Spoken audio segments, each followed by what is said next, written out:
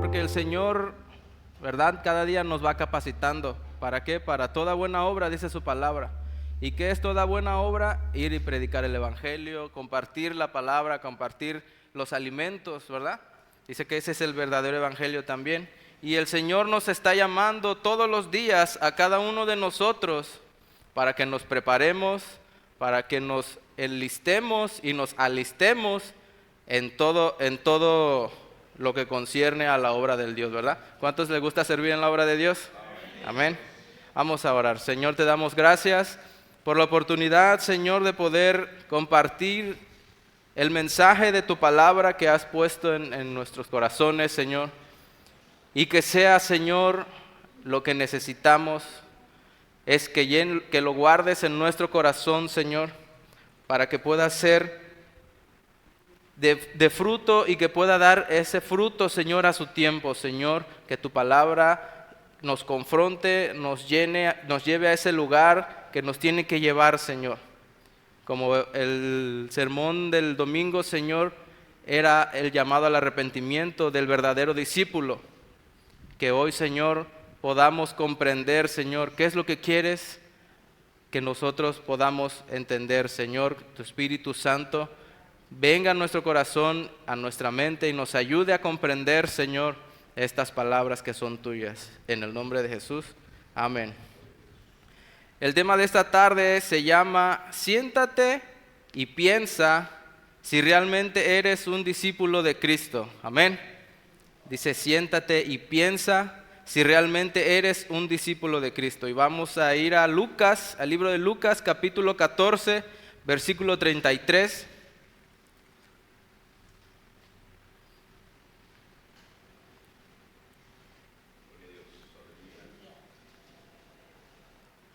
Lucas 14, versículo 33 dice, así pues, cualquiera de vosotros que no renuncia a todo lo que posee, no puede ser mi discípulo. Lo leemos una vez más, dice, así pues, cualquiera de vosotros que no renuncia a todo lo que posee, no puede ser mi discípulo. Como una introducción, vamos a leer el contexto de este pasaje que está en Lucas.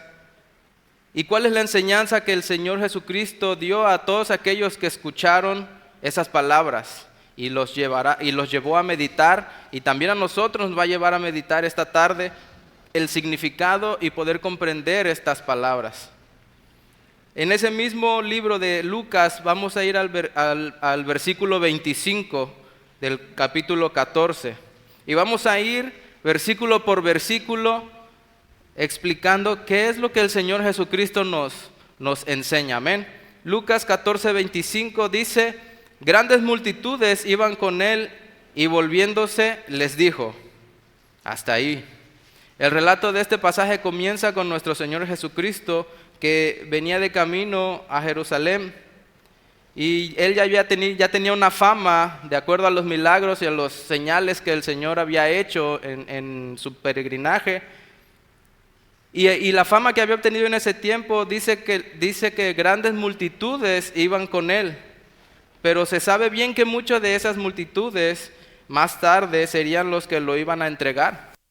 Y el mismo Señor mostrando así su verdadera naturaleza, que es la naturaleza del amor. Y la misma Escritura les advierte en Juan capítulo 2, versículo 23 al 25.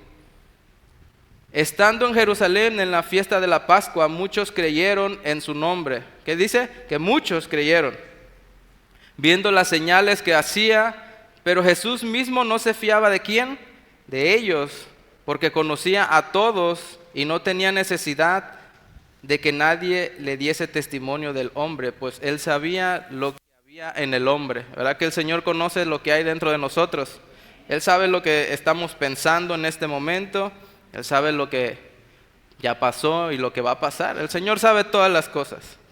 Es por eso que el Señor Jesucristo se detiene ante la multitud y declara en el versículo 26 del mismo Lucas capítulo 14, dice: si alguno viene a mí y no aborrece a su padre y a madre, mujer e hijos y hermanos y hermanas, y aún también su propia vida, dice que no puede ser mi discípulo. Amén.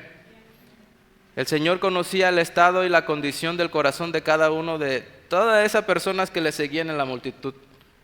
Aparentemente ellos podían pasar desapercibidos y decir: yo vengo porque me invitaron, pero realmente el Señor conocía todos los corazones, como hasta el día de hoy.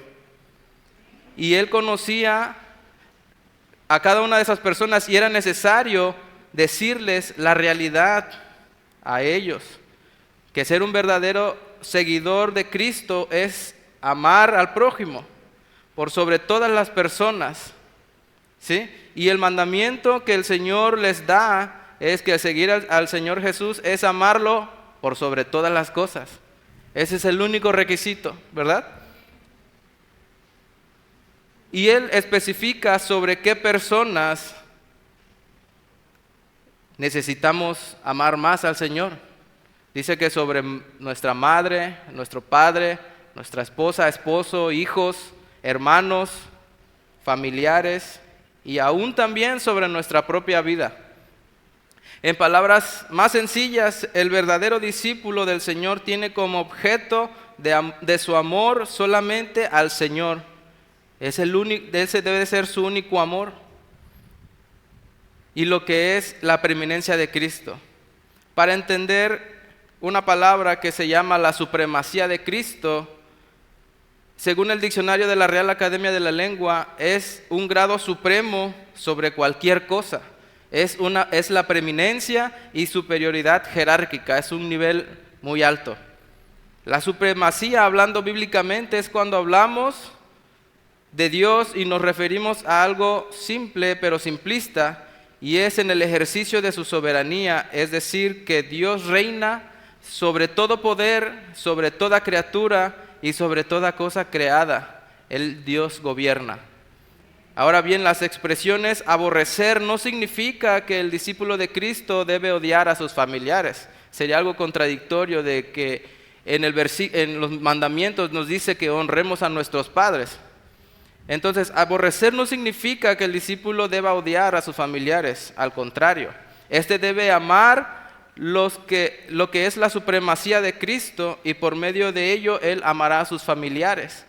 Claramente esto desencadenará muchas veces en diferencias dentro del hogar, pero eso es lo que debe pasar, ¿verdad? Dice que los primeros enemigos son los de su casa. En Mateo capítulo 10, versículo 34, el Evangelio de Mateo capítulo 10, versículo 34 dice: no penséis que he venido a traer paz a la tierra. No he venido a traer paz, sino espada. Porque he venido a poner en disensión al hombre contra su padre, y a la hija contra su madre, y a la nuera contra la suegra. Y los enemigos del hombre serán los de su casa. El que ama a padre o a madre más que a mí, ¿qué dice? No es digno de mí. Y el que ama a hijo o a hija más que a mí, no es digno de mí. Y el que no toma su cruz y sigue en pos de mí, no es digno de mí. Y el que haya su vida, la perderá. Y el que pierda su vida por causa de mí, dice que la hallará. El Señor Jesucristo está dando un comunicado poderoso a la multitud, que aquel que no puede con esta palabra no puede ser su discípulo. Aquel que no puede anteponer las cosas del Señor Jesucristo antes que cualquier otra cosa, que ya nos mencionó que madre, padre, hijos, hijas, hermanos, trabajo, muchas otras cosas. La preeminencia y la supremacía de Cristo, Él tiene que ser primero. Amén. Vamos al versículo 27 del mismo capítulo 14 de Lucas. Dice, y el que no lleva su cruz y viene en pos de mí no puede ser mi discípulo. Pero estas personas que seguían al Maestro no solo debían amar más a Cristo por encima de sus familiares, sino que también dice debían llevar su cruz. ¿Qué entiende usted por llevar su cruz?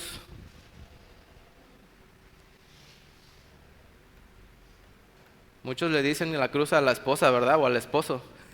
Tengo una cruz. Pero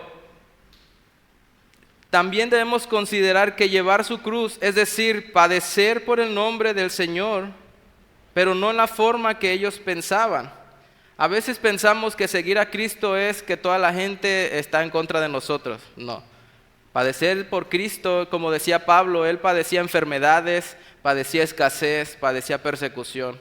Pero no pensar que la persecución viene cuando no tenemos un buen testimonio y todos nuestros vecinos están en contra de nosotros, ¿verdad? Cuando las personas que están en nuestro trabajo, todos nos miran feo, no, eso no es persecución. Eso es que quizás tenemos un mal testimonio y no estamos dando un verdadero ejemplo del evangelio de la cruz, ¿verdad? Y es por eso que nos atacan, porque muchos de ellos saben que somos cristianos y es vituperado el evangelio, es lastimado, es pisoteado por causa ¿qué? Por causa nuestra, porque no estamos viviendo la vida como es en Cristo Jesús y estamos dando un mal testimonio y no estamos, decía Pablo que somos cartas leídas delante de las personas. La gente nos conoce, la gente sabe quiénes somos, cómo caminamos, cómo pensamos, ¿verdad? Nuestros vecinos, nuestros familiares que no conocen de Cristo, las personas de nuestro trabajo, los compañeros de nuestra escuela, todos nos conocen. Y realmente ese no es la persecución. La persecución y los vituperios de Cristo o padecer por causa de Cristo muchas veces es escasez, es necesidad, es enfermedad. ¿Pero qué? Pero cuando uno toma su cruz, cuando uno carga la cruz de Cristo, dice que todo eso pasa a segundo término, ¿verdad? Porque la supremacía de Cristo, poner a Cristo en primer lugar, eso es lo más importante. No es la forma en la que nosotros podemos pensar que ir en pos de Cristo, como comentaba, padecer persecución, como comúnmente lo dice la gente, pero no. Podemos seguir al Maestro, de lo contrario, el que no considere esto, el que no considere no llevar la cruz, dice que no puede ser su discípulo. Amén. El mismo capítulo de Lucas, el versículo 28 al 32.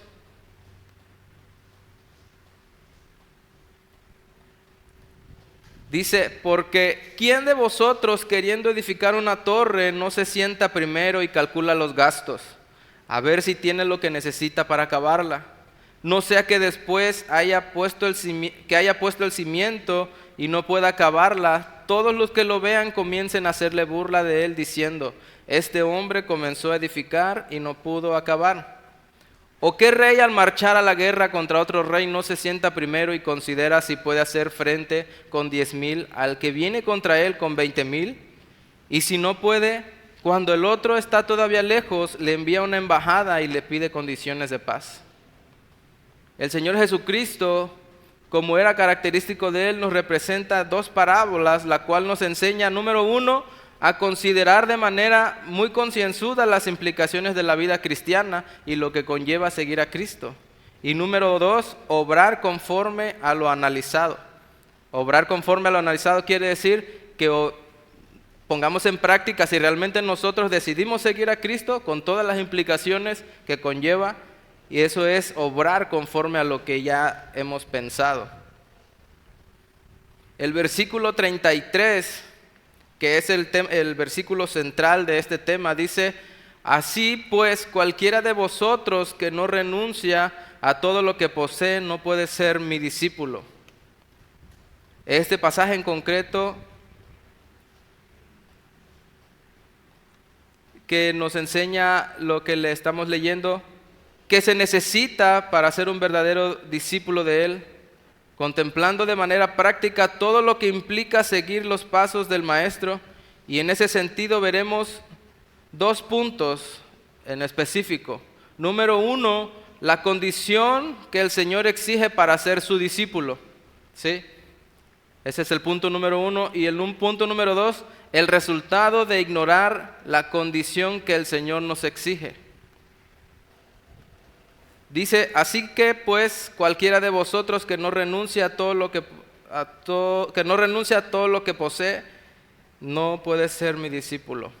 Es muy probable que muchos de aquella multitud que le seguían pensaban como muchos que ahora lo hacen. Solo vienen a la congregación a oír el mensaje, presentarse un domingo y otro domingo no, y seguirlo a veces nada más cuando todo va bien. Cuando todo está mal, venimos a la iglesia a que Dios solucione nuestros problemas, pero cuando ya todo empieza a marchar otra vez mejor, otra vez nos volvemos a alejar. Lo mismo hacía la multitud, solamente iban y oían, y hasta eso solamente les gustaba ver los milagros que el Señor hacía. Muchos de ellos solamente iban a ver qué es lo que pasaba, qué es lo que el Señor Jesús ahora iba a hacer, con qué milagro iba a salir, cuáles eran las palabras que iba a decir, aunque ni las entendieran. Porque el Señor Jesucristo les hablaba en parábolas y no todos las entendían. Inclusive ni sus discípulos a veces entendían lo que el Señor estaba diciéndole en parábolas. Amén. Y era lo único que necesitaban para ser contados como discípulos, hacer lo que el Señor les pedía. El Señor Jesús de manera enfática les deja en claro que los asuntos concernientes a la cruz en Él deben ser analizados antes de encaminarse a la vida como discípulo. ¿Usted antes de ser cristiano se preguntó qué es lo que iba a pasar después? ¿Usted pensó qué iba a pasar si usted se convertía al cristianismo? ¿O una vez convertido al cristianismo usted se preguntó, ¿y ahora qué es lo que va a pasar? ¿O le pintaron el evangelio de que no, tú ven a Cristo y todos tus problemas se van a acabar, y es por eso que usted se acercó al Señor? ¿O realmente hubo una necesidad en su vida que usted vio y necesitó de la intervención de Dios y vio la mano de Dios y usted por eso conoció del Señor? Amén. Entonces es ahora que todas las personas deben analizar sus vidas y deben analizar en dónde está su corazón ahora. El comentarista bíblico W. Hendrickson acerca del libro de Lucas cita así: lo que Jesús pide es una devoción, dice, de todo corazón, una lealtad a toda prueba, una negación completa de uno mismo, de modo que uno se ponga a sí mismo su tiempo, su dinero, sus posesiones terrenales, sus talentos, etcétera, todo esto a disposición de Cristo. Amén. Es decir, renunciar significa dejar de usar todo lo que tenemos para nuestros deleites y dedicarlos a la obra de Dios. Y ahora surge una pregunta que le quiero hacer esta tarde. Dice, ¿quiénes pueden hacer esto de todo corazón? La respuesta es, solo aquellos en los cuales el Espíritu Santo de Dios ha regenerado el corazón y les ha dado la capacidad de creer y dejar todo por el Maestro, es decir, aquellos que han nacido de nuevo. Una persona que no ha nacido de nuevo se le va a hacer muy difícil seguir a Cristo. Esta persona que no ha nacido de nuevo es la que va a venir esporádicamente y la vamos a ver quizás hasta la próxima Navidad o hasta el próximo 10 de mayo o hasta el otro evento que haya. ¿Por qué? Porque su corazón no ha sido transformado, su pensamiento no ha sido renovado y no ha nacido de nuevo, solo ha sido partícipe del Evangelio. No ha florecido el Evangelio en su corazón. Amén. El libro de Juan, capítulo 3, versículo 3, dice: respondió Jesús y le dijo, de cierto te digo, que el que no naciere de nuevo, ¿qué dice? No puede ver el reino de Dios. Así es. Todo profesante de la fe cristiana debe ahora, como dice el tema, detenerse, sentarse y pensar lo que cuesta seguir a Cristo. Y hay otra pregunta: ¿amas la supremacía de Cristo o entiendes lo que es esto?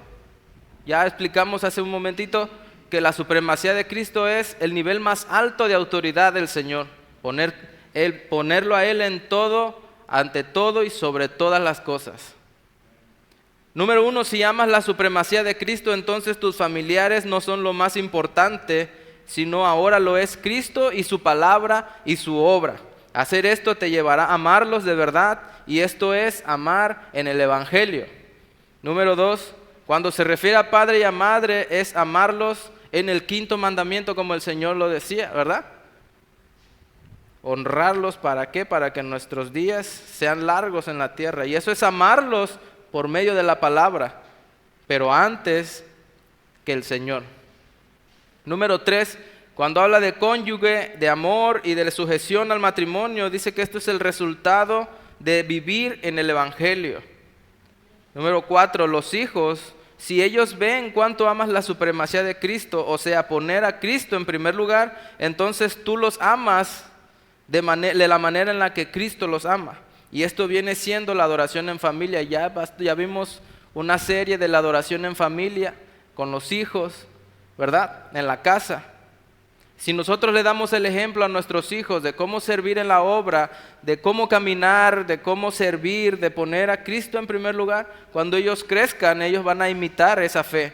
Ellos van a imitar ese camino, esos pasos que nosotros dimos. ¿Y para qué les enseñamos eso? Para que cuando nosotros, en el momento en el que tropezamos, nosotros les enseñamos, para que ellos ya no caminen por ese lugar. Amén. Número 5, nuestros hermanos y hermanas, si ellos ven cuánto amamos a Cristo antes que sobre todas las cosas, entonces ellos van a entender que tú los amas, y esto viene siendo como un evangelismo personal para ellos. Número 6, tú mismo, si tú no amas la supremacía de Cristo, dice que tú no te amas a ti mismo. ¿Por qué? Porque no estás poniendo tu vida antes que la vida que el evangelio de Cristo. A veces suena difícil, pero si nosotros ponemos nuestra vida delante del Señor, delante de su trono, el Señor nos va a cuidar. El Señor nos va a cuidar mejor que trajéramos 10,000 guaruras. ¿Sí? Si aquellas personas que usan carros blindados, que usan mucha seguridad, en la voluntad de Dios, mueren aún teniendo toda la seguridad. Pero el Señor nos dice que si nosotros ponemos a Cristo en primer lugar y la supremacía de Cristo, el Señor nos va a guardar de todo mal. Amén. Colosenses capítulo 1, versículo 15 al 18. Colosenses 1, versículo 15 al versículo 18 dice: Él es la imagen del Dios invisible, el primogénito de toda la creación, porque en Él fueron creadas, ¿qué? Todas las cosas, las que hay en los cielos y las que hay en la tierra, visibles e invisibles, sean tronos, sean dominios, sean principados, sean potestades. Todo fue creado por medio de Él y para Él, y Él es antes de todas las cosas, y todas las que en Él subsisten, y Él es la cabeza del cuerpo de la iglesia, el que es el principio, el primogénito de entre los muertos, que dice, para que en todo tenga la preeminencia. ¿Sí? Para que, fíjese, todo lo que hizo el Señor Jesucristo, para que en todo Él fuera el primero. Él hizo todo para que Él fuera la preeminencia de toda la tierra. ¿Sí? Entonces, ¿por qué nosotros no vamos a darle el primer lugar al Señor? Hay otra pregunta aquí, dice: ¿estás dispuesto a llevar tu cruz por causa del nombre del Señor? No me responda. Dice: todo lo que vives ahora gira en torno a Cristo, familia, trabajo y amistades, todo. Deberás reformular tu meta de vida, porque ahora ya no eres tú y ya no son tus deseos, ya no son tus sueños, ya no son tus metas, sino que ahora es el propósito del Señor en nuestra vida, ¿verdad? Todos nacimos con un propósito en esta vida y dice que somos inmortales, ¿verdad? Hasta que el Señor cumpla ese propósito en nuestra vida, entonces ese propósito ya se cumplió y entonces el Señor nos va a llamar a su presencia. Pero mientras el propósito de Dios no se cumpla en nuestra vida, vamos a seguir aquí en esta tierra sirviendo. A lo mejor no entendemos el propósito, no sabemos por qué el Señor nos movió de un lado a otro, pero tenemos que poner en la balanza, ¿verdad? ¿Qué es lo que el Señor quiere para mi vida? ¿De dónde me sacó el Señor? ¿Y qué es lo que estoy viviendo ahora? Amén. En 2 de Timoteo, capítulo 3, 2 de Timoteo, capítulo 3, versículo 10 al 12, dice, amén, ¿ya están ahí? Dice, pero tú has seguido mi doctrina, conducta, propósitos, fe, longanimidad, amor, paciencia, persecuciones, padecimientos como los que me sobrevinieron en Antioquía, en Iconio y en Listra, persecuciones que he sufrido y de todas me ha librado el Señor. Y también todos los que quieran vivir piadosamente en Cristo Jesús, dice que padecerán persecución. Amén. Amén. ¿Cuántos dan gracias porque vamos a sufrir persecución, verdad? Y ese fue el punto número 1, la condición que el Señor exige para ser su discípulo. Ahora vamos a ver el punto número 2, que es el resultado de ignorar la condición que el Señor nos exige. ¿Y cuál es la condición o la consecuencia de ignorar la condición? Dice el mismo versículo 33, la parte final dice, no puede ser, ¿qué? Mi discípulo. Lucas 14:33. La última frase del versículo dice, no puede ser mi discípulo. Y esa es la condición, es la consecuencia de ignorar lo que el Señor nos está pidiendo. Estas dos palabras, no puede, trae un significado y se traduce o significa como no tiene al Espíritu Santo de Dios, ¿verdad? Como leíamos hace un momento, el que no ha nacido de nuevo, dice, no puede ver a Dios, no puede ser un seguidor de Cristo.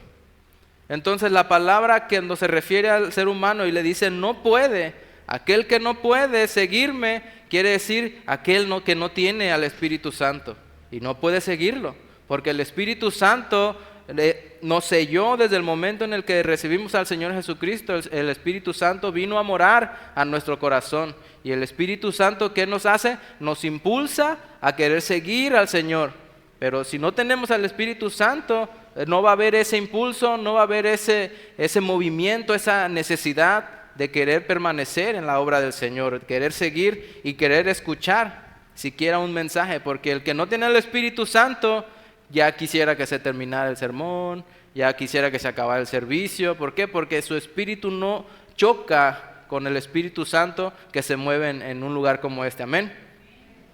El libro de Juan, capítulo 14, versículo 15 al 17, dice, si me amáis, guardad mis mandamientos, y yo os rogaré al Padre, y os dará otro consolador, para que esté con vosotros para siempre, el Espíritu Santo de verdad, al cual el mundo no puede recibir, porque ¿qué dice? Porque no le ve ni le conoce, pero vosotros le conocéis, porque mora con vosotros y estará en vosotros. Vea, el Señor está con nosotros y su Espíritu Santo mora en nosotros.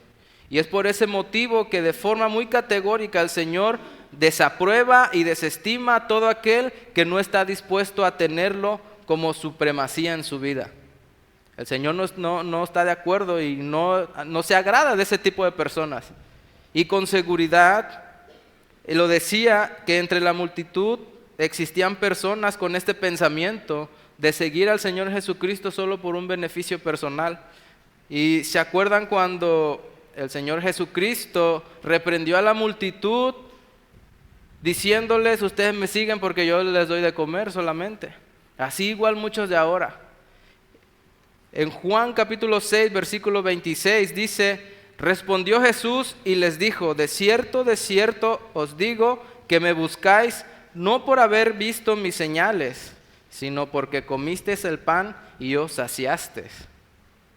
Qué duro es el Señor, ¿verdad? Pero a la gente que no tiene el Espíritu Santo de Dios en su vida, esto es duro. Pero todos aquellos que el Espíritu Santo, que han nacido de nuevo, que el Espíritu Santo mora en ellos, estas palabras podrían parecer duras, pero suenan como algo en lo cual podemos descansar, algo en lo cual podemos ver que el Señor realmente quiere que nos pongamos las pilas, como decimos por ahí, que el Señor quiere que nos pongamos, que nos activemos y que nos pongamos a pensar, como dice el tema, pensar, sentarnos un momento y ver si realmente somos discípulos de Cristo. Muchos de la multitud que le seguían seguramente no solo deseaban escuchar y ver los milagros del Señor, como cuando se sientan algunos a ver el canal de Enlace y las noches de milagros, nada más así, ver nada más. Pero su corazón, ¿cómo decía la predicación del día domingo? ¿Cuál era el tema de la predicación del día domingo? ¿Sí se acuerda? ¿Sí se acuerda? ¿Sí se acuerda o no se acuerda? El arrepentimiento del verdadero discípulo, hablaba del arrepentimiento, ¿sí? Entonces el Señor hablaba a esas personas y muchos de ellos no querían escuchar muchas veces o no ponían atención. ¿Por qué? Porque no tenían un corazón arrepentido. Y por no tener un corazón arrepentido nunca pudieron ser verdaderos discípulos y esto los llevó a la condenación eterna. ¿Por qué? Porque nunca quisieron aceptar las verdades del Señor, que el Señor les hablaba. Imagínense, ellos caminaban con el Señor, ellos lo veían cara a cara y estaban siendo enseñados, porque el Señor se paraba en los montes, en medio de las parábolas, Él les enseñaba, y muchos de ellos no quisieron aprender de Él. No ser discípulo de Cristo equivale a estar en condenación eterna, pues no existe un término medio entre esta situación y solo existen dos posiciones en la vida del cristianismo: o eres discípulo o eres enemigo de la cruz. Ahora, si alguna persona piensa que puede estar jugando con el evangelio, debe saber que aquel que juega con el evangelio y que juega a venir a la iglesia, ese se considera como un enemigo de la cruz y no es apto para el reino de los cielos. En Lucas capítulo 9, versículo 62, dice: y Jesús le dijo, ninguno que poniendo su mano en el arado y mira hacia atrás, ¿qué dice? Es apto para el reino de Dios. O sea, no podemos jugar a estar un momento aquí en la iglesia y otro momento ya me aburrí, ya no quiero estar, o ya me vieron mal, ya me miraron mal, no me saludaron y ya no quiero ir. ¿Sí? No es apto para el reino de Dios. Porque dice: aquel que pone su mano en el arado y mira hacia atrás, ¿verdad? ¿Por qué habla de mirar hacia atrás? Hace tiempo yo daba una enseñanza sobre este versículo y habla de que cuando el sembrador o la persona que lleva la yunta del buey, dice que él no puede mirar hacia otro lado. ¿Por qué? Porque la línea que va haciendo el buey con el arado se va a ir chueca. Entonces ese sembradío va a salir chueco, ¿verdad? Y no es un buen sembrador. Entonces de eso habla el Señor. Dice: aquel que poniendo su mano en el arado y mira hacia atrás, dice, no es apto para el reino de Dios. No, o sea, no es apto para el servicio. ¿Por qué? Porque no pone atención, no presta la atención debida a lo que es el evangelio, a lo que es el servicio a Dios. Amén. Vamos a ir a Lucas 9:62. Lucas capítulo 9, versículo 62. Ya lo leímos, perdón. Lucas capítulo 14, versículo 34 y 35. Dice: buena es la sal, mas si la sal se hiciera insípida, ¿con qué se sazonará?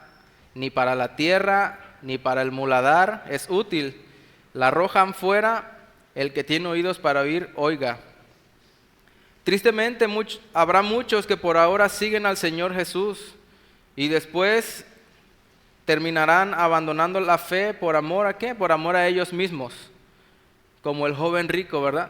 Él quería seguir al Señor, pero le dijeron, ¿sabes qué? Está bien, ven, pero vende todo lo que tienes y repárteselo a los pobres. Dijo, no, ya no, ahí ya no juego. ¿Por qué? Porque su amor no estaba en el Señor Jesucristo, su amor estaba en las posesiones que él tenía. Y muchos así estamos, o así están. Se aman más a ellos mismos, se aman más a su trabajo, aman más a sus hijos inclusive, aman más a sus padres y aman más a todas las cosas. Y por último, o en segundo lugar, ponen al Señor Jesucristo. Es necesario que en este momento podamos analizarnos si realmente somos discípulos de Cristo. Y para esto quiero hacerte unas 3 últimas preguntas, pero no las respondas. Allí en tu corazón, en tu mente, puedes responderlas. Número 1 dice, ¿cómo llegaste a ser cristiano? Número 2, ¿por qué eres cristiano? Número 3, ¿para qué eres cristiano? Si las respuestas fueron acerca de ti o de tu familia, estas respuestas, déjame decirte que son las más alejadas a las respuestas bíblicas. Preocúpate más, porque más seguro es que no seas realmente un discípulo de Cristo. Y para terminar, dice, todo ser humano debe considerar y saber que solo existen 2 grupos, los discípulos de Cristo y los enemigos de Cristo. Y es en uno de estos 2 grupos en los cuales nos encontramos usted y yo hasta el día de hoy. El discípulo tiene como fin de vida la supremacía de Cristo y el enemigo tiene como fin sus propios sueños y sus deleites. Si el Espíritu Santo te ha hecho comprender la verdad de su palabra por medio de este mensaje, como dice el tema, detente, siéntate y analiza si realmente somos discípulos de Cristo.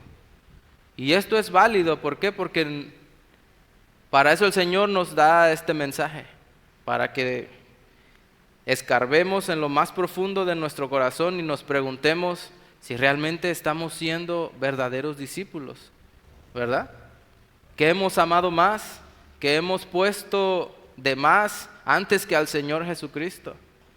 A veces parecen insignificantes las cosas, y lo voy a decir, pero con que usted llegue tarde al servicio, usted ya puso otra cosa antes que el Señor, porque usted ya sabe que los días miércoles y los días domingo es día de reunión. Y si llegamos rayando a la hora del servicio, quiere decir que pusimos antes otras cosas que la supremacía de Cristo. Amén. Oramos. Señor, te damos gracias por esta palabra, Señor, que tú has puesto en mi corazón, Señor, para compartir, Señor, a tu pueblo, que primeramente llega a mi corazón, Señor, y me hace detenerme y pensar, Señor, si realmente somos discípulos tuyos. Señor, perdónanos si no hemos caminado, Señor, conforme a lo que tú pides, si nos hemos considerado como enemigos, porque no te hemos puesto en primer lugar antes que todas las cosas. Claro que amamos a nuestros familiares, claro que nos preocupamos por ellos, pero Señor, tú eres el principal, tú eres el primero antes que todas las cosas, y todas las cosas que son creadas fueron por ti y para ti. Tú eres la preeminencia, tú eres el primer lugar, Señor, sobre toda cosa que hay en nuestra vida, sea material, sea nuestro trabajo, sea nuestra casa, sean nuestros hijos, sea nuestro cónyuge. Señor, que tu Espíritu Santo hoy nos pueda ayudar a enmendar el camino, Señor, si no habíamos estado caminando de esta manera que tú nos has enseñado hoy.